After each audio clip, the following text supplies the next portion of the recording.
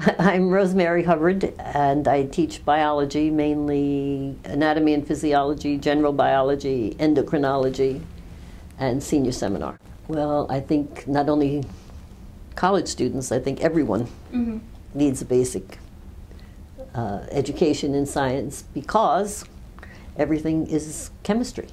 There isn't anything that isn't a chemical. So just to start there, we need a really good understanding of chemistry. In order to understand how your body works, then you need some understanding of biology. But today, we're very concerned about the environment, and so you need to understand, when we talk about radioactive generators, how they work. You're going to be voting on whether you should build them in your backyard or not.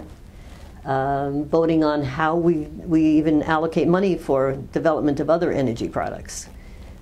So to be a good citizen, you should know some science, and that's for everybody.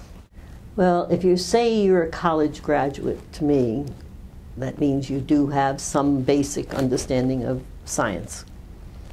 And then you can learn more. Nobody ever knows it all. And that's one thing I enjoy about teaching. I'm always learning something new every day. And that's, for sure, very true in science. True in everything, but very true in science, because the world is changing so quickly. We're getting new information all the time.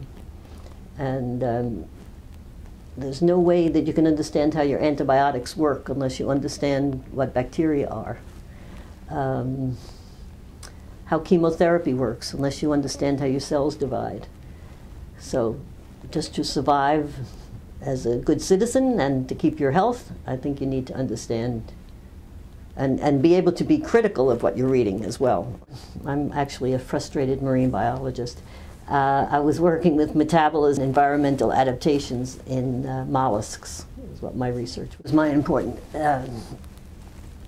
In order to understand what is happening to the economy, we need to know what is happening to the oceans and the rivers, where a number of animals are growing that are feeding us. And so they're changing all the time depending on the weather and rain and whatever, and climate, not only weather, but climate. And in addition to that, we have all sorts of pollutants going into the water. So that was really my interest, to see. I specifically worked with clams to see how they survived, because they're pretty hardy. And what I found is they're keeping their shell closed and not feeding when the environment is very low in oxygen. And they can shift their metabolism, actually, to survive like that. That's important to know, because we're trying to clean up the rivers, clean up the bays, clean up the oceans.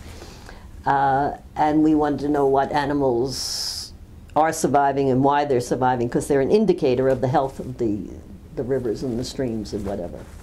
So it does give some pretty good indication of what's happening if you know what organisms are surviving there, and you know how they survive.